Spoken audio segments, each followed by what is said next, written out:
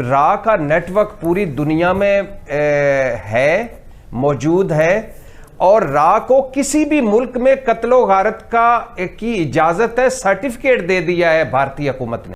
20 आदमी को 3 साल में पॉलिटिकल असैसिनेशन बाय रॉ। आदिल, बड़ी सी बड़ी एजेंसियां दुनिया की नहीं ये कर सकती, CIA नहीं कर सकती। मतलब टेररिस्ट कह लीजिए, लोगों कह लीजिए, पर वहां उनकी धरती में मारा है। कोई भी टेररिस्ट हमारे पड़ोसी देश से भारत को डिस्टर्ब करने की कोशिश करेगा जी, यहाँ पर जी आतंकवादी हरकतें करेगा तो उसका मुंह तोड़ जवाब देंगे। यदि वो भाग कर पाकिस्तान में जाएगा तो पाकिस्तान में घुस कर मारेंगे। मफादात की दुनिया है, भारत बहुत बड़ी मंडी है, जितना कुछ कर सकते हैं वो करते रहे, होना कुछ नहीं। अच्छा ठीक है।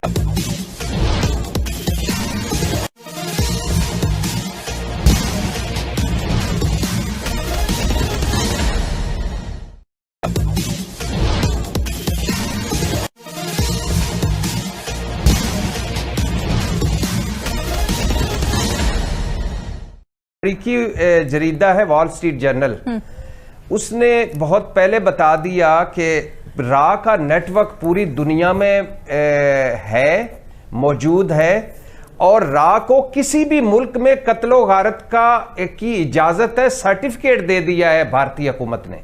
और जब से अजीत डोल साहब आए हैं वो एडवाइजर है और भारत की इस वक्त आंखें हैं कि अजीत डोल जो खैबर से कराची तक दहशतगर्दी पाकिस्तान में फैलाकर पहुंचा हुआ है वो एडवाइजर है। और हमारा इसहाक डार कहता है, जो अंदर से वजीर खजाना है बाहर से वजीर खारजा है, वो कहता है कि मैं खैर से भारत से तिजारत करना चाहते हम, तो उनका जो जयशंकर साहब फरमाते हैं कि पाकिस्तान दहशतगर्द करवाने वाला मुल्क है, दहशतगर्दी करवाने वालों के, और पाकिस्तान दहशतगर्दों की पनाहगाह है और हम दहशतगर्दी को नहीं भूल सकते। कलभूषण हमारे पास हो, और हमारा दूसरी बड़े हाल देखिए कि हमारे पास कलभूषण है जो सर्विंग अफसर पकड़ा गया और दिफाई पोजीशन पे हम हैं। 20 आदमी को 3 साल में पॉलिटिकल असैसिनेशन बाय रॉ। आदिल, बड़ी सी बड़ी एजेंसियां दुनिया की नहीं ये कर सकती, CIA नहीं कर सकती, मोसाद नहीं कर सकती, KGB नहीं कर सकती, जब तक उनको पहले पकी पकाई खीर पूरी लिस्ट ना प्रोवाइड। किसके हाथ पे अपना लहू तलाश करूं, तमाम शहर ने पहने हुए दस्ताने, तमाम शहर में पहने हुए हैं दस्ताने, अल्लाह माफी करे। इतने बेगैरत हमारा आर्मी चीफ हो गए हैं, इतने बेगैरत हो गए हमारे जर्नल कि जिन लोगों को हमने सहारा दिया, हम हमारे पास आए सहारा लेने के लिए, या जिसने भी किया वो सहारा लेने आए, उनसे उनको आपने बेच दिया, उनको आपने एक भेड़िए के सामने फेंक दिया। राजनाथ सिंह ने ये कहा है कि पाकिस्तान में घुस के मारेंगे, पाकिस्तान में दहशतगर्दों को घुस के मारेंगे, लेकिन वो तो ये कह रहे हैं घुस के मारेंगे। इससे पहले इंडिया की तरफ से यह भी कहा जा चुका है कि पाकिस्तान को घुस के मारा। पाकिस्तान के इशू पर भारतीय वजीर आजम नरेंद्र मोदी साहब ने यहां तक कहा कि पाकिस्तान जो कभी दहशतगर्दी करता था अब उसके पास खाने को रोटी नहीं है।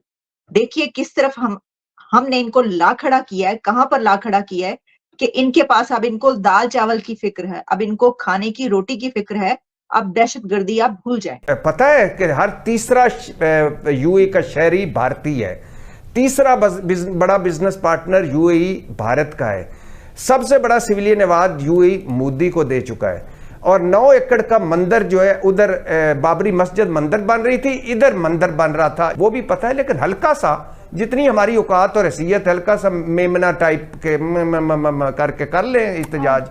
पूरी दुनिया को भारत का पता है, लेकिन चूंकि ये जज्बात की दुनिया नहीं है, मफादात की दुनिया है, भारत बहुत बड़ी मंडी है, जितना कुछ कर सकते हैं वो करते रहे, होना कुछ नहीं। अच्छा ठीक है।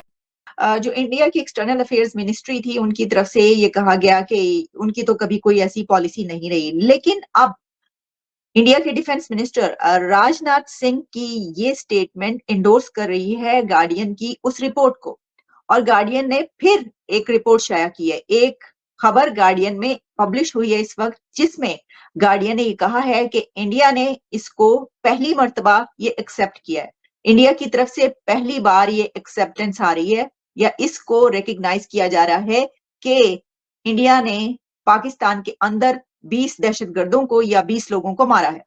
उनके इंटरव्यू में उनसे जो सवाल किया गया उसके जवाब में उन्होंने पहले पूछा, क्योंकि एंकर जो थे उन्होंने उनसे सवाल किया कि ये कहा जा रहा है, गार्डियन की रिपोर्ट आई, इसके बारे में आपका क्या कहना है कि पाकिस्तान के अंदर 20 लोगों की हलाकतें हुई हैं और ये बात कही जा रही है कि आपकी तरफ से जो है वो इंडिया की तरफ से मारा गया उनको। तो उन्होंने कहा कि लोग या दहशतगर्द, इसलिए मैंने कहा या, क्योंकि उन्होंने इस्तेमाल किया लोग या दहशतगर्द, और इसके ऊपर राजनाथ सिंह साहब की तरफ से ये नहीं कहा गया कि नहीं ऐसी तो कोई बात नहीं है, ये हम पे हमारे ऊपर झूठा इल्जाम है, ये क्या आप कह रहे हैं, और कोई भी उठ के मुंह उठा के हमें ये कह देता है। बल्कि उन्होंने ये कहा कि जो लोग या दहशतगर्द, टेररिस्ट को मारा। हाँ जी, मतलब टेररिस्ट कह लीजिए, लोगों कह लीजिए, पर वहां उनकी धरती में मारा है। कोई भी टेररिस्ट हमारे पड़ोसी देश से यदि भारत को डिस्टर्ब करने की कोशिश करेगा जी, यहाँ पर यदि आतंकवादी हरकतें करेगा तो उसका मुंह तोड़ जवाब देंगे। यदि वो भागकर पाकिस्तान में जाएगा तो पाकिस्तान में घुस कर मारेंगे। तो ये बात आप मतलब कह रहे हैं, जो प्रधानमंत्री भी कह रहे हैं कि अब वो भारत नहीं रहा जो कि बगल में खड़े होकर तमाशा देखता रहेगा, घर में घुस कर मारे। बिल्कुल, प्रधानमंत्री जी ने जो कहा है बिल्कुल सच कहा है, और यह ताकत है भारत की,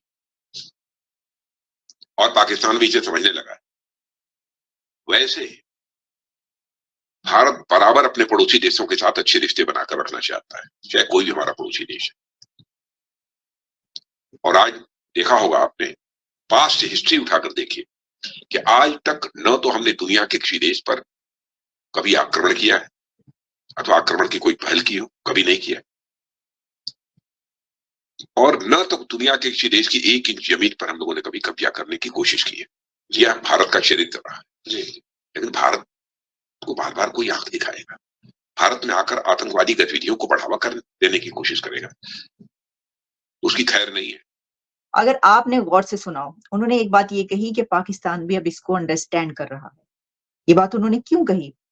ये बात इसलिए कही कि अब पाकिस्तान की तरफ से ये वाला सवाल उठ रहा है, ये कहा जा रहा है कि पाकिस्तान के अंदर हलाकतें हो रही हैं और उनके पीछे, उन हलाकतों के पीछे इंडिया का हाथ है। उनका ये कहना कि पाकिस्तान अंडरस्टैंड कर रहा है, इसका मतलब ये है वो ये देख रहे हैं कि पाकिस्तान पे इसका असर हो रहा है। अच्छा, अब देखें, ये बात आप याद रखें कि पाकिस्तान जब भी पूरी दुनिया में कोई आवाज उठाएगा, कोई आवाज उठाता है, या ये कहा जाएगा कि देखिए ये हो रहा है, तो उसके ऊपर कोई तवज्जो नहीं देगा। की तरफ से जिन लोगों को मारने के इन लोगों की हलाकतें हुई, उनके बारे में कहा जाए कि पाकिस्तान की पब्लिक को मारा इंडिया ने, ऐसा नहीं है।